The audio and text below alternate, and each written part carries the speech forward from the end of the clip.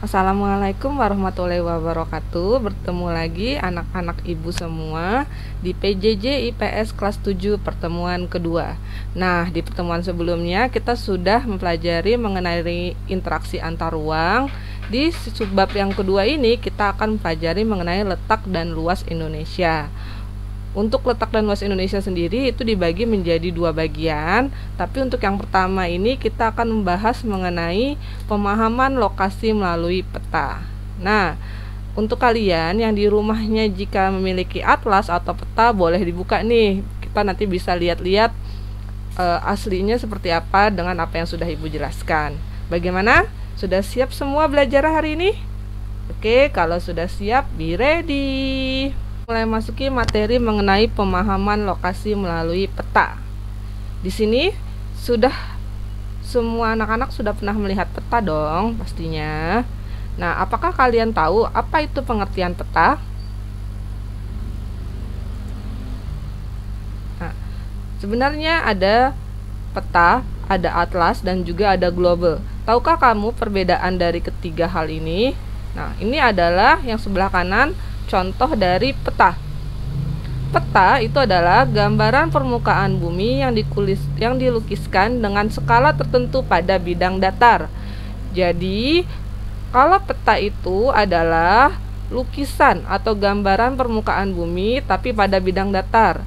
Yang biasa kita lihat dalam kehidupan sehari-hari itu adalah biasa peta dilukiskan pada kertas. Tapi tidak hanya pada kertas, peta juga bisa dilukiskan di kayu, bisa juga dilukiskan di tembok. Yang penting di permukaan datar. Dan satu hal lagi yang membedakan peta dengan gambaran lainnya, kalau peta itu harus memiliki skala. Jadi itu membedakan peta dengan gambar yang lainnya. Kemudian ilmu yang mempelajari peta itu disebutnya kartografi. Jadi ilmu yang spesial mempelajari peta disebutnya kartografi. Bagaimana dengan atlas? Apa itu pengertian atlas? Nah, mungkin di rumah kalian memiliki atlas. Coba kalian lihat atlas kalian. Apa bedanya dengan peta? Di dalam atlas ada apa saja? Pasti di dalam atlas isinya ada berbagai macam kumpulan-kumpulan dari peta. So, pengertian atlas adalah kumpulan peta yang dibukukan. Bagaimana dengan global? Nah, ini adalah contoh gambaran dari global. Kalau pengertian global sendiri adalah tiruan bola bumi dengan kemiringan 66,5 derajat terhadap bidang datar. Coba kamu perhatikan global ini. Globe adalah tiruan bola bumi. Kenapa kemiringan harus 66,5 derajat? Karena aslinya bumi pun memiliki kemiringan sekitar 66,5 derajat. Sampai sini sudah paham kan kalian apa itu perbedaan peta, atlas, dan global? Ibu ulangi sekali lagi ya. Kalau peta, keywordnya adalah gambaran permukaan bumi dengan memiliki skala tertentu. Jadi biasanya kalau peta itu bentuknya hanya satu lembar. Sedangkan kalau atlas itu adalah peta yang tadi satu lembar itu dikumpulkan dan dibukukan. Kalau global sendiri itu adalah tiruan bola bumi dengan kemiringan 66,5 derajat. Oke, sampai sini Ibu harap kalian sudah paham pengertian dari peta, atlas, dan global. Sudah bisa membedakan di antara ketiganya nih, apa bedanya. Persamaan dari ketiga hal ini adalah mereka sama-sama menunjukkan bentuk lokasi yang ada di permukaan bumi, baik peta, atlas, maupun global. Nah, ini adalah contoh dari proses pembuatan peta. Jadi bisa juga peta itu hasil dari proyeksi. Proyeksi itu semacam kayak diperkira-kirakan, diproyeksikan. Ini contohnya, bumi ini kan bentuknya bulat. Jadi kalau dibentuk peta jadinya dia bidang datar. Nah, ini juga bentuk asli bumi seperti ini, tapi bisa juga dipetakan seperti ini. Oke, Berikutnya, syarat pembuatan peta. Nah, untuk membuat peta sendiri itu ada syarat-syaratnya.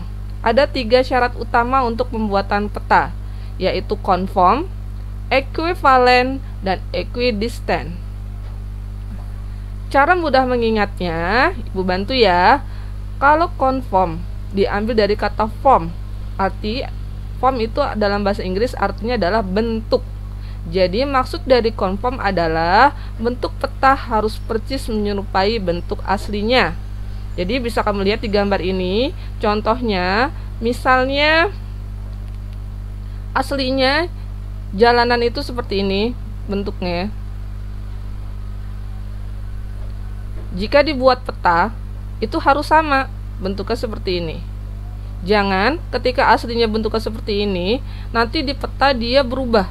Misalnya pertigaannya jadi belok ke sini. Nah, itu berarti sudah tidak sesuai dengan syarat peta, yaitu conform. Yang kedua, yaitu equivalent. Equivalent artinya luas suatu wilayah pada peta harus sebanding dengan luas sebenarnya. Loh, gimana nih Bu? Kok luas harus pada peta harus sesuai dengan luas sebenarnya? Berarti kita menggambarnya harus sama dong seperti gambar aslinya. Nah, kamu lihat dulu. Untuk menjawab equivalent ini, syarat yang ketiga itu ada equidistant. Artinya, jarak pada peta harus sebanding dengan jarak sebenarnya. Nah, itulah kenapa pengertian peta itu adalah ada kata-kata harus menggunakan skala tertentu. Jadi yang dimaksud dengan persamaan jarak dan persamaan luas di sini adalah bukan berarti kita menggambar peta itu harus sama besarnya dengan yang aslinya atau sama luasnya dengan yang aslinya, tapi menggunakan perbandingan dengan menggunakan yang namanya skala. Misalnya, jarak jalanan di sini dari ujung sini sampai ujung sini itu misalnya 10 km. Nah, jarak pada peta itu harus sama dari ujung sini sampai ujung sini juga sama 10 km. Gimana caranya? Caranya menggunakan skala. Jadi ditulis skala 1 banding berapa. Jadi 1 cm pada peta itu mewakili berapa cm jarak sebenarnya. Kalau kalian menggunakan rumus dan kalian hitung, itu jaraknya akan sama seperti aslinya. Untuk skala nanti akan Ibu lebih jelaskan terperinci di bagian komponen-komponen peta. Oke, untuk syarat peta ini sudah paham ya? Syarat pembuatan peta ada 3, yaitu conform, equivalent, dan equidistant. Diingat kalau conform berasal dari kata form yang artinya bentuk. Jadi bentuk pada peta harus sama seperti bentuk aslinya. Kalau equivalent artinya luas. Luas suatu wilayah harus sama dengan luas sebenarnya. Distant berasal dari kata distant artinya jarak. Jadi jarak pada peta harus menggunakan jarak sebenarnya. Untuk membuktikan ketiga hal ini harus menggunakan yang namanya skala. Bagaimana? Untuk syarat pembuatan peta sudah paham semua ya? Oke, berikutnya lagi kita akan pelajari mengenai jenis-jenis peta. Ada peta apa saja dan dibagi berdasarkan apa saja. Jenis-jenis peta. Yang pertama, kita bagi peta berdasarkan informasinya atau isinya. Itu dibagi menjadi 2, yaitu peta umum. Yang kedua, peta khusus atau nama lainnya peta tematik. Jadi kalau besok mendengar kata peta tematik, kamu sudah tahu nih itu maksudnya apa. Artinya adalah peta khusus. Peta umum. Peta umum adalah peta yang menggambarkan segala sesuatu yang terdapat di suatu daerah. Nah, ini peta yang biasa kamu lihat yang suka ada di atlas. Biasanya kalau peta umum, dia itu hanya menggambarkan secara umum. Lihat di sini, ini bisa menjadi contoh dari peta Indonesia atau bisa juga peta ASEAN. Jadi dia hanya menggambarkan secara umum seperti wilayahnya dan juga ibu kota-ibu-kotanya, itu peta umum. Kalau peta khusus atau peta tematik, itu dia menggambarkan penampakan-penampakan tertentu di permukaan bumi.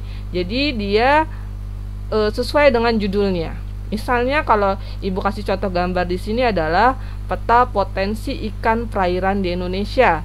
Jadi kalau dilihat dari judulnya, petanya hanya akan menggambarkan jenis-jenis ikan yang ada di perairan Indonesia saja.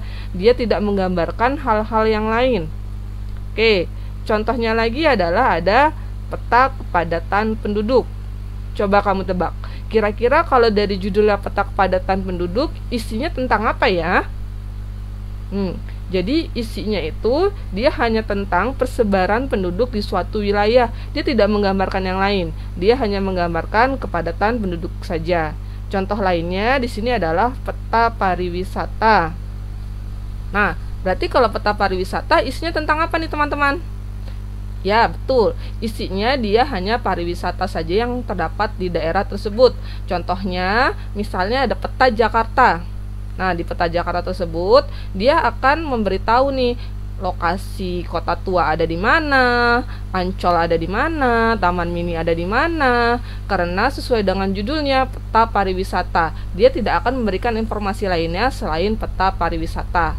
Oke, gimana? Sudah bisa membedakan antara peta umum dan peta tematik kan?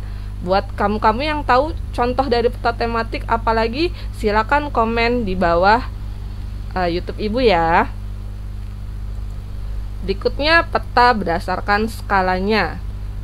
Nah, berdasarkan namanya, peta ini dilihat berdasarkan skalanya. Dibagi menjadi 5 jenis. Ada kadaster, peta skala besar, peta skala sedang, peta skala kecil, dan peta skala geografis. Nah, untuk membedakan ini, yang kamu lihat adalah angka-angka di skalanya. Coba kamu perhatikan dulu. Oke. Di sini peta kadaster, peta yang menggunakan skalanya paling kecil, yaitu sekitar 1:100 sampai 1:5000.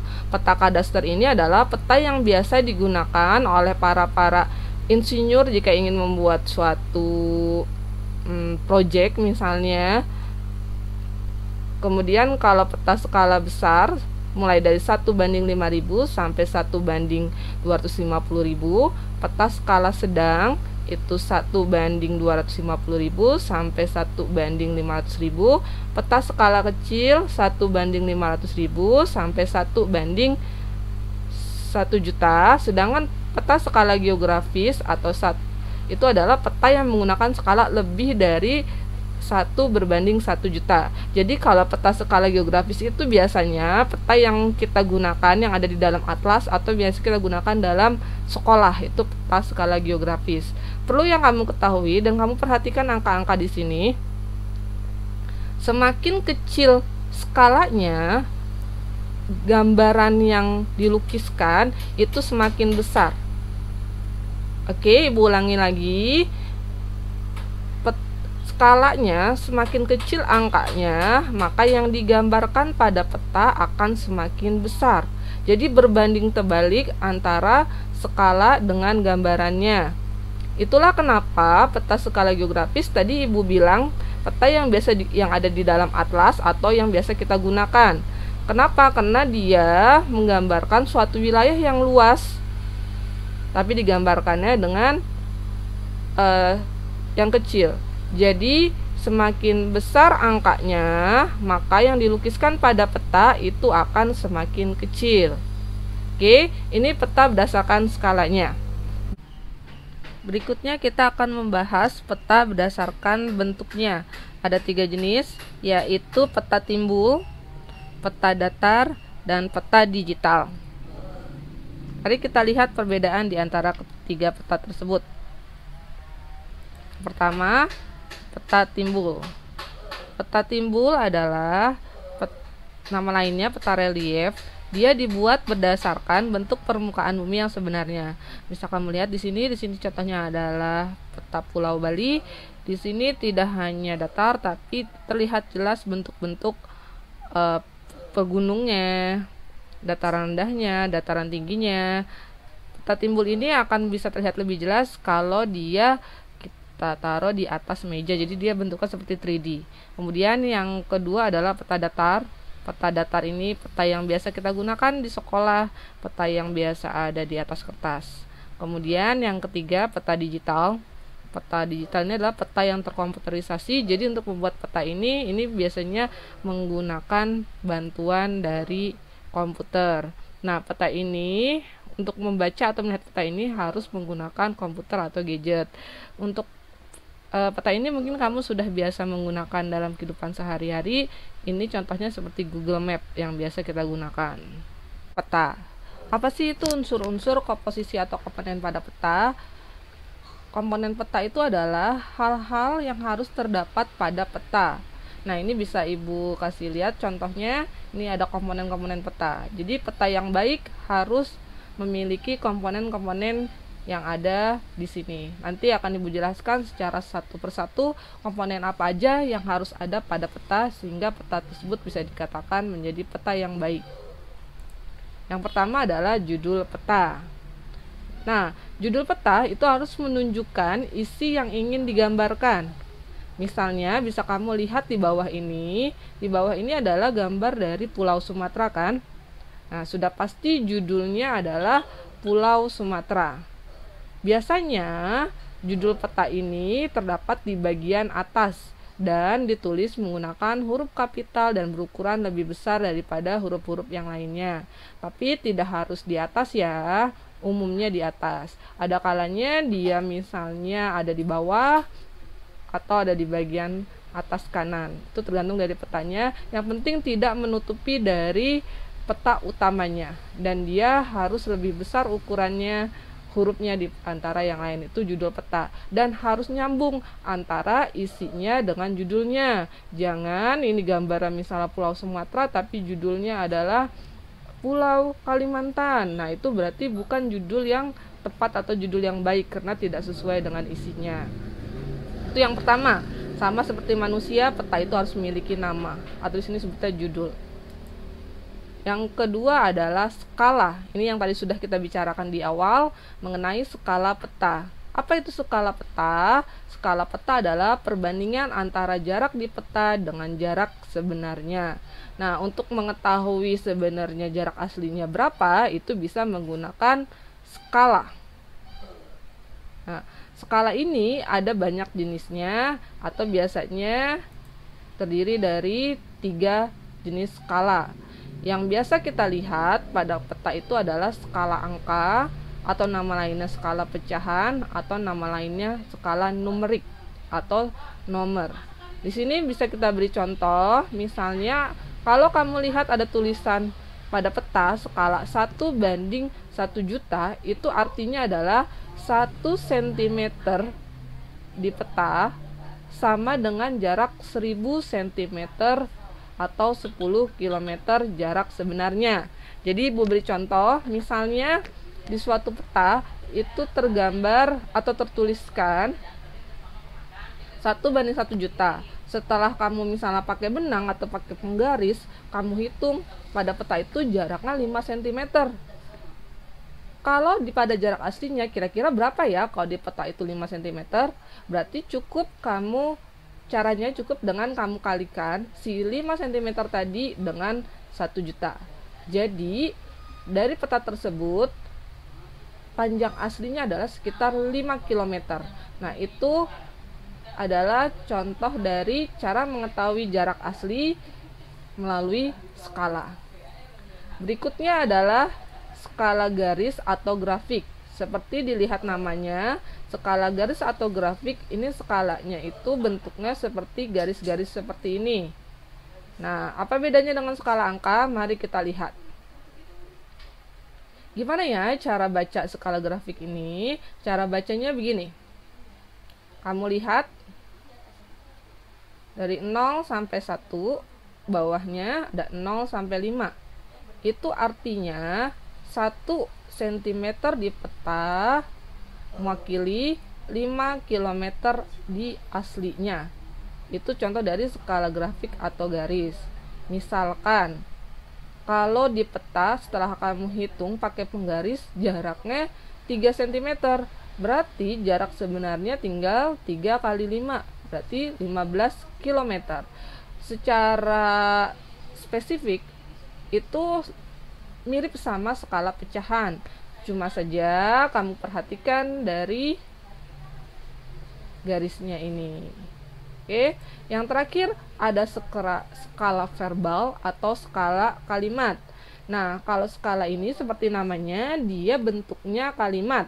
Contohnya di sini adalah 1 inch to 1 mile. Biasanya skala kalimat ini memang menggunakan bahasa Inggris sebagai bahasa internasionalnya. 1 inch to 1 mile itu artinya 1 inci di peta sama halnya dengan 1 mil di lapangan. Contoh lainnya di sini, jikalau di pada peta kamu melihat tulisannya 1 inch to 2 miles, itu berarti artinya 1 inci di peta sama dengan 2 mil di lapangan. Bagaimana? Sudah bisa kan membaca skala? Jika kamu melihat skala di peta, jadi skala ada 3 jenis, ada skala angka, skala garis, dan skala verbal. Untuk berikutnya, komponen yang harus ada di pada peta itu adalah orientasi atau arah mata angin. Fungsinya kenapa di peta harus ada orientasi atau arah mata angin ini adalah untuk menunjukkan arah mata angin aslinya tuh di mana. Jadi misalnya kamu lihat peta, kenapa harus cantumkan arah mata angin? Jadi kita tahu minimal itu adalah mata angin utara. Jadi minimal di peta itu harus menunjukkan arah angin utara. Lebih bagus lagi kalau dia menunjukkan 4 arah mata angin atau bahkan 8 arah mata angin. Ini fungsinya untuk menunjukkan arah. Berikutnya yang keempat adalah simbol pada peta. Nah, kalau kamu lihat peta biasanya suka ada kan simbol-simbol tertentu. Nah, simbol-simbol ini harus mewakili objek yang dipetakan. Jadi biasanya simbol itu ada maknanya nih, bukan sembarangan menaruh gambar-gambar di peta. Misalnya taruh gambar ini biar bagus atau biar rame. Tidak, itu mengandung arti-artinya. Nah, tujuan diadakannya atau dituliskan simbol pada peta ini untuk memudahkan para pengguna peta dalam membaca dan memahami isi peta. Di sini bisa kamu lihat, biasanya kalau kamu lihat peta itu kalau ada gambar garis seperti ini, ada yang berwarna merah, kadang di peta ada yang berwarna hitam, itu biasanya artinya adalah jalan raya. Semakin tebal warnanya, berarti jalannya pada aslinya itu semakin besar.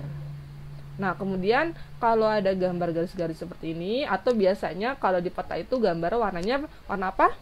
Ada yang pernah lihat peta?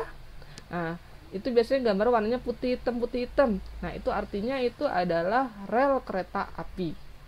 Oke, simbol peta ada banyak jenisnya, akan Ibu jelaskan lebih lanjut ya, ada simbol peta apa aja. Nah, yang pertama ada simbol titik. Ini contoh dari simbol titik. Misalnya warna merah ini ibu kota negara, gambar seperti ini ibu kota provinsi, terus putih ini ibu kota kabupaten, seperti ini gambar kota-kota lainnya. Nah, simbol titik ini itu melambangkan biasanya ibu kota suatu wilayah. Tapi yang ibu kasih gambar ini bukan suatu yang yang pasti ya. Misalnya, kata Bu Eka kemarin kalau gambarnya merah, kotak ini ibu kota negara. Nah, ada beberapa peta yang menggunakan berbeda-beda. Oleh karena itu kamu harus lihat dulu di legendanya nih, di keterangannya. Mungkin di peta lain gambar seperti ini artinya ibu kota provinsi, seperti itu. Yang penting kamu tahu contohnya simbol titik seperti apa. Berikutnya adalah simbol garis. Seperti namanya, simbol garis itu berbentuk seperti garis-garis. Di sini contohkan simbol garis itu ada sungai, ada jalan raya. Kalau sungai itu bentuknya lebih tidak beraturan dan bercabang-cabang dan biasanya warna biru. Kemudian ada jalan raya, jalan desa atau jalan lain. Nah, ini kenapa dia bentuknya tipis? Karena kan kalau jalan desa aslinya pun lebih kecil daripada jalan raya kan. Kemudian batas negara. Ini biasanya bentuknya plus. Batas provinsi ada plus minus. Ada juga batas daerah. Ini juga bisa berbeda-beda tergantung dari petanya, jadi perhatikan legendanya nanti. Kemudian contoh simbol area. Seperti namanya, kalau simbol area dia berarti bentuknya berupa area atau wilayah. Di sini contohnya ada danau, Jadi kalau kamu lihat di peta, terus warnanya biru, tapi ada di daratan itu danau. Kalau ada garis-garis ini artinya rawa, seperti ini sawah. Nah, ini daerah kapur. Kemudian selanjutnya adalah simbol gambar. Seperti namanya, simbol gambar itu dia bentuknya berarti berupa gambar-gambar. Di sini bisa kamu lihat, yang paling sering kita lihat itu adalah simbol pesawat. Nah, itu artinya di wilayah tersebut ada bandar udara. Atau bisa jadi misalnya itu adalah peta flora fauna. Berarti kalau ada gambar badak, berarti di situ tempat tinggalnya badak. Kalau ada gambar pohon kelapa, berarti situ ada perkebunan kelapa. Jadi itu contoh dari simbol gambar. Berikutnya ada simbol warna. Jadi seperti namanya, simbol warna ini dia berdasarkan keterangannya berdasarkan warna-warna. Contohnya di sini Ibu bagi menjadi simbol yang ada di daratan dan simbol yang ada di daerah perairan atau daerah laut. Nah, bisa kita lihat. Contohnya, kalau warnanya hijau berarti dia dataran rendah sekitar 0 sampai 100 meter. Jika warnanya semakin kecoklatan, itu berarti ketinggiannya pun makin bertambah. Di sini juga bisa Ibu kasih lihat kalau di daerah laut, kalau warna coklat kan tadi daratan. Nah, jika warnanya semakin biru itu artinya lautnya semakin dalam. Itu contoh dari simbol warna. Sampai sini dulu. Untuk mempermudah, Ibu akan kasih contoh peta yang akan Ibu tampilkan. Lihat di sini. Nah, tadi kita sudah belajar komponen apa aja. Coba kita ulangi. Yang pertama kita pelajari komponennya itu adalah ada judul. Di sini mana ya judulnya? Bisa kamu tunjukkan judulnya yang mana? Ya, betul. Judulnya adalah ini. Rencana Tata Ruang Wilayah Kabupaten Tulang Bawang 2012-2032. Udah pasti tentunya yang mereka perlihatkan adalah gambar atau peta dari Kabupaten Tulang Bawang. Kemudian, tadi komponen apa lagi yang sudah kita pelajari? Yaitu skala. Mana skalanya di sini? Bisa kamu lihat? Ya, ini skalanya. Dia menggunakan skala apa? Kalau kita lihat di sini, ini menggunakan skala garis. Berikutnya, ada apa lagi? Yang tadi sudah kalian pelajari. Berikutnya adalah ada orientasi atau arah mata angin. Ini orientasinya. Karena dia menggunakan bahasa Inggris, maka tidak ditulis huruf U, maka N-not. Jadi kan tadi Ibu bilang, kalau orientasi minimal itu harus ada utaranya. Kemudian, ada apa lagi? Ada simbol-simbol. Ini, Ibu perbesar simbol-simbolnya. Nah, nih kalau titik ibu kota kecamatan. Kalau merah ada titik hitamnya ibu kota kabupaten. Itulah tadi Ibu bilang kenapa kalau simbol-simbol itu maknanya bisa berbeda tergantung dari legendanya. Oleh karena itu tidak ada patokan pastinya. Untuk tahu itu artinya apa, kamu harus baca dari legendanya. Nah, nih ada warna biru. Ini tadi simbol apa nih kalau biru seperti ini? Ya, simbol garis. Itu adalah contoh dari sungai. Lalu ada juga warna seperti ini nih, orange ini. Ini adalah bisa kita lihat di sini jalan arteri. Nah, ini warna-warna ini mensimbolkan dari wilayah-wilayah kecamatan yang ada di daerah Kabupaten Tulang Bawang. Oke, kita tadi baru belajar beberapa jenis simbol. Ibu lanjutkan lagi ya mengenai simbol. Oke, berikutnya komponen yang harus ada di peta adalah garis astronomis atau garis koordinat. Garis ini biasa disebut dengan nama garis khayal yang berupa garis lintang dan garis bujur. Nah, kenapa disebutnya garis khayal? Karena garis ini tidak ada kenyataannya di muka bumi. Kamu bisa tahu garis lintang dan garis bujur itu hanya bisa dilihat di peta. Fungsinya untuk apa? Fungsinya untuk menunjukkan suatu lokasi pada peta dibandingkan lokasi lainnya, juga bisa menggambarkan karakteristik suatu wilayah yang ada pada peta. Nah, ini contohnya. Ini adalah peta. Peta tadi kan salah satu komponennya harus ada garis astronomis. Nah, ini garis-garis ini adalah garis astronomis atau garis khayal. Nah, yang ini yang menghubungkan utara dan selatan namanya garis apa? Garis lintang. Kalau yang menghubungkan antara timur dan barat, ini adalah garis bujur. Jadi peta itu harus melalui garis astronomis. Tadi fungsinya untuk apa? Untuk menunjukkan suatu wilayah. Misalnya Indonesia letaknya di mana ya? Kamu bisa tahu Indonesia letaknya adalah antara lintang berapa sampai lintang berapa dan bujur berapa sampai bujur berapa.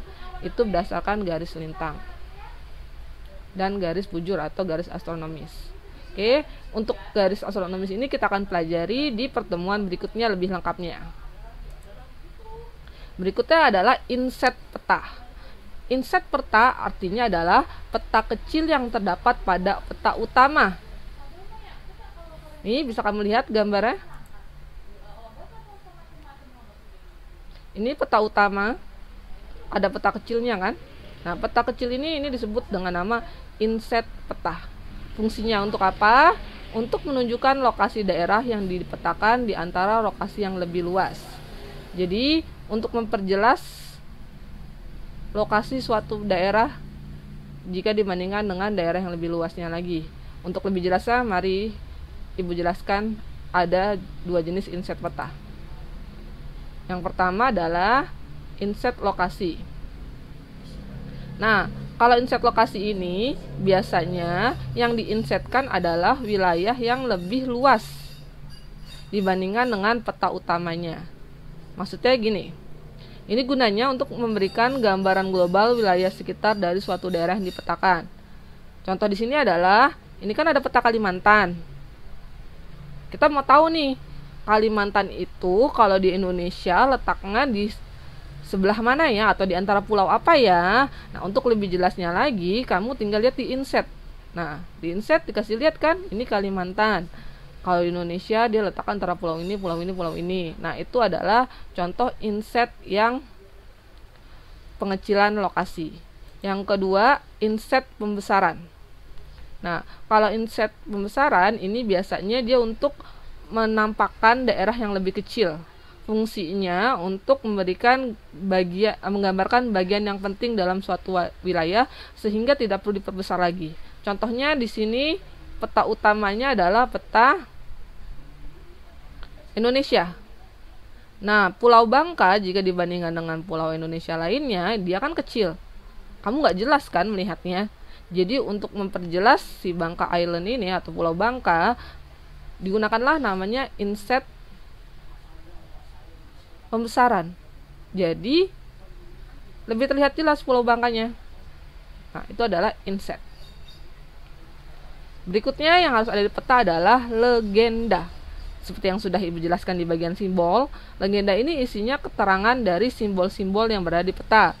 Jadi kadang kita nggak tahu nih arti warna biru itu apa, arti warna kuning itu apa, garis-garis, kotak-kotak ini tuh artinya apa. Nah, untuk tahu artinya kamu harus cek di legenda.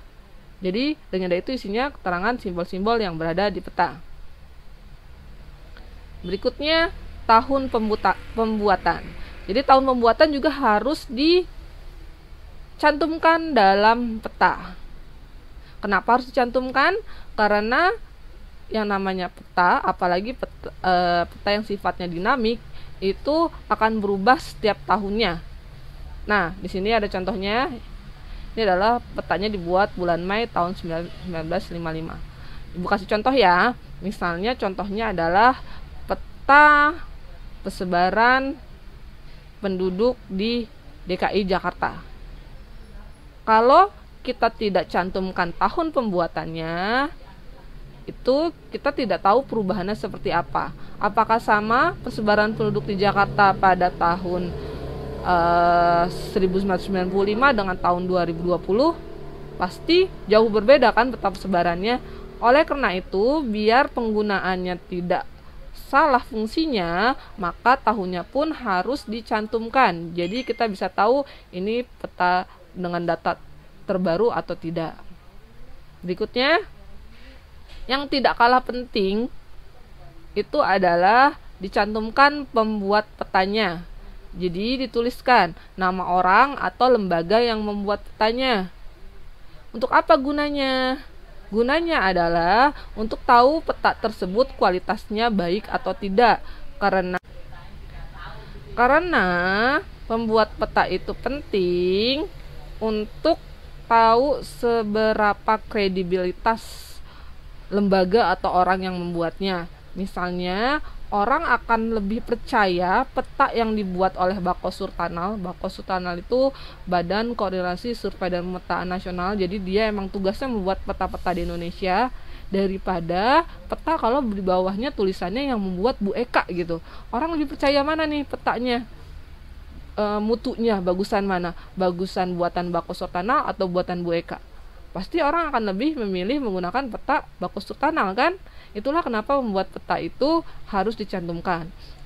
Selain Bako Surtanal, biasanya lembaga-lembaga yang bagus untuk membuat peta atau terpercaya membuat peta itu ada Jawatan Topografi Angkatan Darat atau Jantop TNI AD dan Badan Pertanahan Nasional atau BPN. Oke. Untuk materi peta kita belajar cukup sekian. Mudah-mudahan bermanfaat untuk kita semua. Jika ada pertanyaan, boleh kamu tulis di komen YouTube di bawah ya. Terima kasih atas perhatian hari ini. Tetap semangat, tetap sehat dan bahagia semuanya. Kita ketemu lagi nanti di PJJ pertemuan ketiga. Waalaikumsalam warahmatullahi wabarakatuh.